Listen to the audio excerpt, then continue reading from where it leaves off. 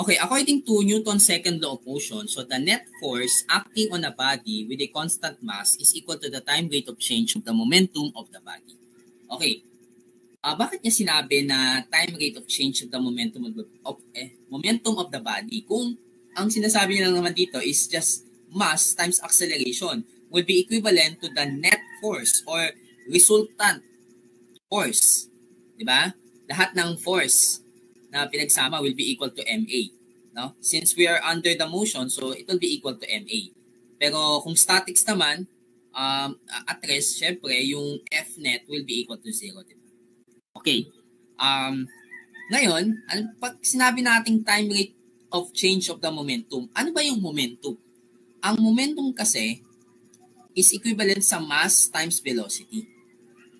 Kaya, pag kinuha mo yung change ng momentum, it will be equal to mass. Siyempre, yung mass, hindi naman nagbabago yan, di ba? So, yung velocity, babaguhin lang natin. And then, kalaunan, itong change in momentum, that is the force. No? Tapos, yung change in the velocity is the acceleration. Ayan. Okay? And then, base dun sa concept na yung acceleration is the change in the velocity with respect to time. So, of course, mag-undergo na naman po tayo ng certain differential equation.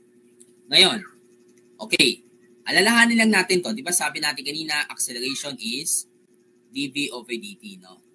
Tapos, ang velocity is the change in the displacement. Let's say yung displacement natin ay x. Okay. Ngayon, kunin natin so ito, no, i-consider natin itong mga ganitong relationship. Kasi importante na malaman natin yung lahat ng mga quantities na kailangan nating malaman. Ngayon kasi, pag halimbawa, ito, let's say dt is equal to dv over a. Tapos itong isa, ginawa mo namang dt is equal to dx over v. And then, pag pinagsama mo itong dalawang equation na to, syempre, equal na sila sa parehas na dt. So, ibig sabihin, yung dv over a is equal sa dx over v. Na pag pinagsama, ang acceleration will be equal to v dv over dx. So, you can see it for yourself. No? Wherein yung acceleration, pwede natin siyang i-express in terms of velocity and displacement. Wherein a is equal to v dv over dx. Yan po, no? So take note natin yan. Pagdating po sa mga yung sa relationship po ng mga kinematics quantities, di ba? And of course, syempre, para makuha mo yung velocity in terms of acceleration, so kailangan lang alam mo paano i-integrate yung acceleration with respect to time. No? Tapos yung x naman will be integral naman ng velocity with respect to time. Yan. Okay? So, wag lang natin kakalimutan yung mga relationship, no, ng acceleration, velocity, at ng displacement with respect to time. Okay? Ngayon, syempre, di ba, dun sa force naman, ano ba yung mga iba't ibang klase ng force na pwedeng ma-encounter, sir? Syempre, of course, we have the applied force, merong frictional force, merong tinatawag na drag force, meron naman tinatawag na weight, di ba? Then there's an air resistance. Ngayon, so yun yung mga iba't ibang klase ng force. So now, let's consider this one, no? Ayan. We have this vertically falling body that is being influenced by gravity and air resistance proportional to the velocity of the body. Ngayon, syempre, pag sinabi nating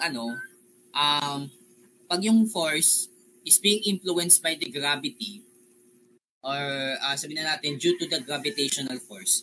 So, ang tawag natin dun sa force will be weight, di ba? Wherein, para makuha mo yung weight, i-multiply mo lang yung mass sa g, acceleration due to gravity. So, ano ba yung values ng g? Usually, ano ba yung mga ginagamit na values ng g or acceleration due to gravity? Di ba may dalawa yan eh. So we have, yes, 9.81 meters per second squared. And kapag halimbawa naka-feet per second squared naman siya, ayan. So you also have 32.2 feet per second squared, no? Kaya lang, ito yung medyo nakakalito lang guys ha. Be careful on this one. Kapag halimbawa po, 'di ba yung weight kasi in terms of ano yan pounds Ayan, usually ganyan yan yung weight in terms po siya sa pounds. Ngayon, yung mass, siyempre in terms of pounds din to, di ba? So wala naman tayong problema kapag newton or kilograms kasi madali lang yun kasi 9.81 lang yan. Ang mass, kapag halimbawa po yung weight is in terms of pounds, ang gawin nyo po, yung mass na naka-pounds, i-divide nyo po sa 32.2. Okay? Ayan. So pag yung pounds o yung mass in terms of pounds divided by 32.2, multiply mo sa G, then yung weight mo magiging pounds. Actually, ang tawag na natin dito sa unit ng mass na to, kapag yung pounds ay dinivide sa 32.2, is what we call slugs. Ayan. So actually, slugs talaga yung tawag sa kanya, no? Ayan.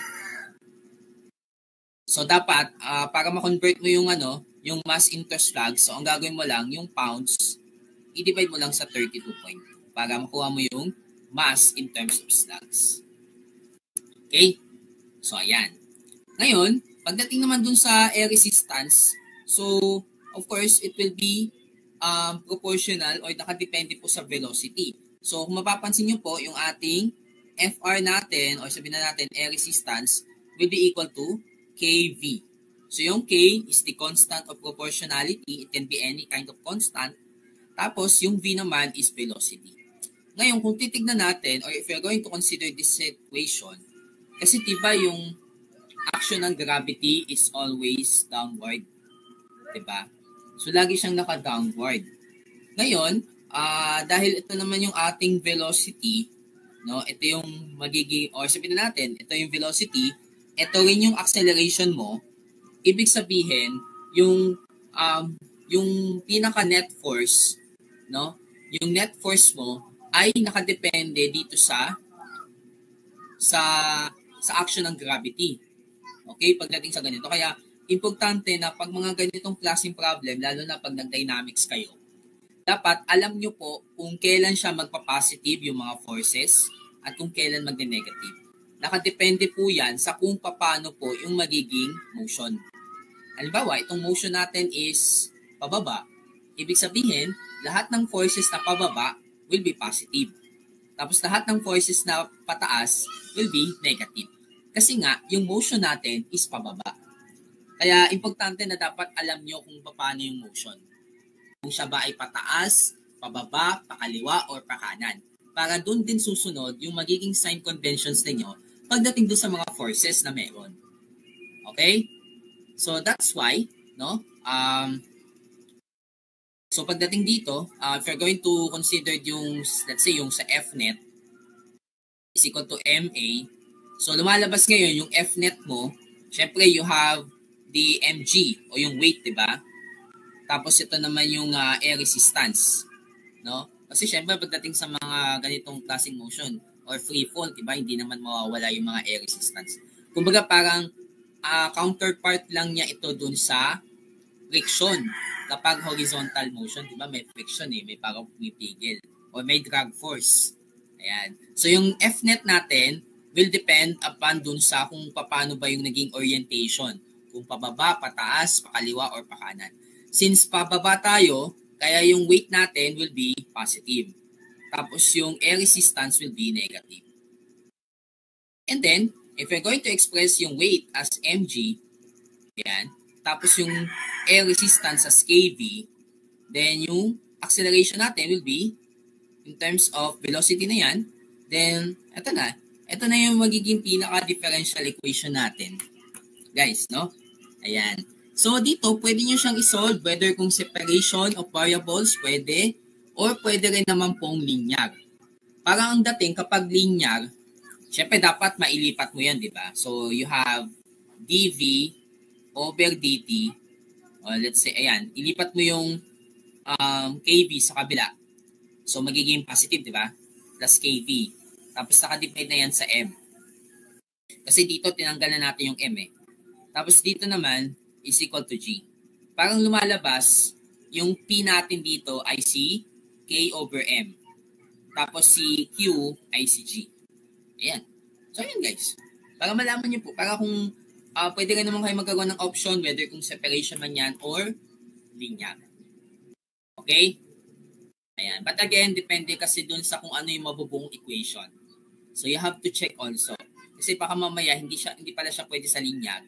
Pinipilit lang natin. So, you have to check every now and then kung anong klaseng equation. Yes, parang kung sa buoyancy, para siyang, yes, oo, parang kagaya dun sa buoyant force. Ayan. Okay. O, pagdating naman sa fluid, yes. Ayan. Okay. So ngayon, ito na yung nabuo nating equation. Although ang ginawa ko lang solution dito is, separation. Ang ginawa ko kasi separation eh. So, ayun lang, no? Masusundan nyo naman maigi yan. So, tamang integration lang po. Tapos ang ginawa ko lang po is multiply ko lang both sides by negative k over m para matanggal yung m over negative k dito sa my right side. Tapos, ito na siya, no? Actually, pag sinod natin siya as linear, kung babalikan natin, no? Kung nakalinear siya, V is equal to mg over k. Kung isusolve natin siya as linear, okay, tingnan natin, no? So, syempre, you have dv over dt plus k over m tapos v is equal to g. So, parang lumalabas, guys, no? Yung v, siya yung y. Yung t, siya yung x. Ngayon, pag kinuha mo yung tinatawag na integrating factor pagdating sa linear, di ba? E raised to k over mt. Ayan. Tapos, you will have this one. V e raised to k over m, tapos multiply by the time, is equal to integral of g e raised to km, k over m, tapos t, dt plus c. And then, kapag in-integrate mo naman to, kasi ito, pag in-integrate mo naman to guys, lalo na pag e, madali lang yan eh. So you will have gm over k, tapos e raised to k over mt plus c. Tapos multiply mo na lang both sides by e raised to negative k over mt. So, actually, yun din ang lalabas. Hindi natang lalabas eh. Ayan, tama ba? mg over k. Ayun lang yun. Okay? So, yun pala, no? So, parang dating pala, no? Kung may option pala ako, no? Pwede palang separation, pwede palang linear. Basta pag linear, kailangan i-format ko lang ng maayos para makuha ko kung ano yung solution na kailangan. But, anyway, syempre, kung mga ganitong klaseng scenario kasi yung nangyayari, so, dito lang natin siya pwede magamit. Pero, other than that, kasi depende kasi dun sa kung anong motion eh. Kasi pag horizontal, syempre ibang usapan doon pag horizontal. No? So kaya dapat maintindihan nyo kung paano ba kayo magka-come up dun sa magiging pinaka-equation ninyo. So ito, applicable lang to kapag vertical falling body lang. Pero paano pag ibang motion na? Pag kunyari horizontal. So, kailangan alamin nyo lang kung ano-ano yung mga forces. Ayan. Tapos kailangan mag-come up kayo dun sa tamang differential equation. No? Yes, applicable. Yes, parang ganun eh. Parang dating kahit dun sa exponential kanina, parang or sa exponential growth and decay, applicable pa rin ang separation. Pero dun sa may part na dun sa may kanina, yung sa geometrical applications, I think ang pinaka-best na gamitin nyo doon ay separation. Separation lang talaga din. Ayun. Okay. Pero pagdating sa mga sumunod na, yung mga physical na mga applications, mostly ang ginagamit na natin ay mga pwedeng separation, pwedeng linear. Ayan. Okay? Kung gusto nyo naman mag-exact, wala rin naman problema din. Parang exact, inexact. Kasi, iba pag linear kasi, yan eh, parang inexact yan eh. Pero, mas maganda na yung alam nyo na yung linear. Kasi, alam nyo naman na siya ay inexact na eh. So, ayun lang naman. Ngayon, kung i-consider naman natin or kailangan natin makuha yung particular solution for this particular problem na vertical falling body. So let's say iset mo yung time mo na 0, yung let's say yung velocity mo is v sub o. Pwede rin siyang 0, depende kasi 'di ba? Halimbawa, sinasabi nila sa problem minsan na the body starts at rest. Ibig sabihin lang nun, ang initial velocity mo ay 0, 'di ba? May ganun eh. Tapos, you can have this one. Okay? Then, ang magiging pinaka-particular solution pagdating sa ganitong klaseng problem ay ito. Okay? Then, kung halimbawa naman, sir, paano kung halimbawa, maghahanap ako ng displacement or height? Okay. Of course, siyempre, para makuha mo yung pinaka-height, all you have to do, let's say, y, di ba? Integral lang naman ng velocity with respect to time. Ito naman yan eh. Para makuha mo yung magiging pinaka-displacement. Kailangan lang, ma-integrate mo lang kung ano man yung nakuha mong velocity function. Kaya, para makuha mo rin kung ano yung magiging displacement function. Okay? Ayan po. Or height function. So, the metal ball weighing 10 pounds is dropped from the top of a 400-foot building with no velocity. As it falls, the object encounters air resistance that is equal to V over A. So, kung gagayahin natin yung kanina, di ba we have yung ito yung equation natin. No? Ano yan? KV is equal to mdV over dt. No? Provided na syempre, yung mass natin dito, ano ba yung mass? Sabi ko nga kanina, di ba, pag mga pounds. Okay? So, ang gawin nyo po, yung 10 pounds no, na weight, i-divide mo lang sa 32.2. So, pag dinivide mo yan, ano ba yung 10 over 32.2? Ano yan? 10. So, you have 0.31056. Yan. Okay. Okay, ito na siya. So, ito na, 10 minus v over 8 is equal to this. So, sinolve siya. So, ngayon, ito na po yung nakuhang pinaka-general solution. So, ganun lang naman din eh, kung ano yung kaninang ginawa natin kanina. So, bale, ito yung magiging pinaka-expression natin. So, kaya kung napansin nyo, diba, may 10 divided by 1 over 8. Na pag kinuha mo, it will become 80. So, ito na siya. Ito na yung pinaka-general solution. Tapos, substitute mo na lang yung 2 seconds, makuha mo na yung 44.233 feet per second.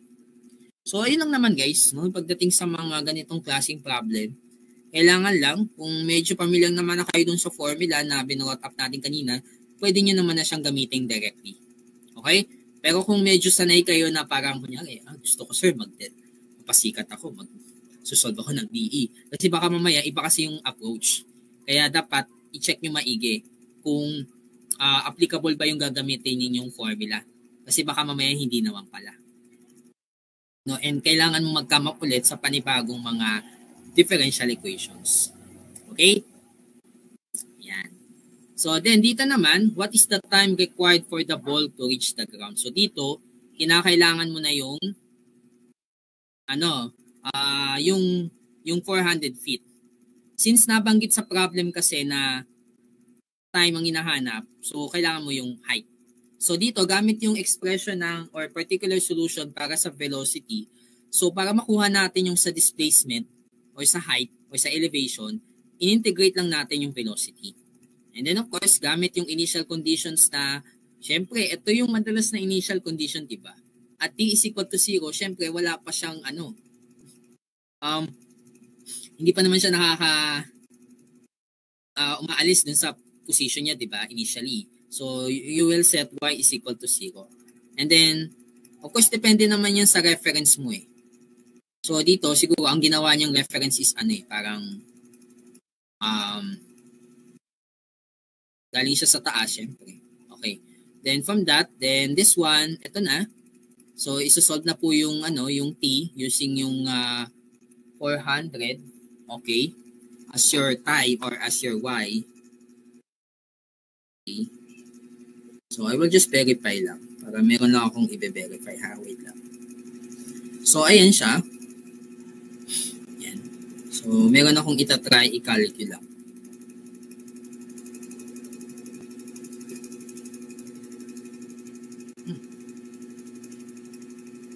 Okay, anyway. So, sige. So, pwede nyo po siyang kasi dito kasi ang ginawa ko na lang is dinirekta ko na siya. So, pwede nyo naman siyang i-input sa calcu.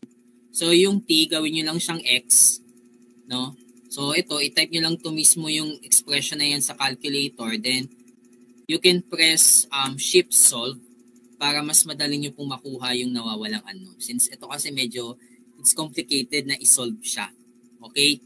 So, you will have time of 7.356 seconds. Ayan siya. No? Okay? Okay, sige. So, next tayo. Ayan. Okay. Ito naman, what will be the limiting velocity? So, well, para makuha natin yung limiting velocity, napakasimple lang. Since, di ba, limiting ibig sabihin, gamit tayo ng limits. Pero dahil limiting velocity kasi to, pag sinabi mo kasi limiting velocity, ito yung magiging velocity ng object kapag at rest na siya. O, diba, nakarating, diba, gumalaw siya. Syempre, mag-stop yun. So, yun ang pag sinabi nating limiting velocity. Okay? O sabihin na natin yung parang, o yung acceleration niya, hindi pala yung mag-stop. Yung magiging constant na yung velocity. Ayun. Okay, yung tipong magiging constant na yung velocity at which na wala na po siyang acceleration. That's why, kung wala na siyang acceleration, yung net force mo magiging zero na rin. Yan ang pag sinabi nating limiting velocity. So, it is a velocity at which the acceleration is already zero. Then, later on, yung magiging net force will be equal to zero. So, ngayon, gagamitin lang natin, syempre, yung expression nung velocity natin. No? So, we have 80 minus 80. Yung kanina.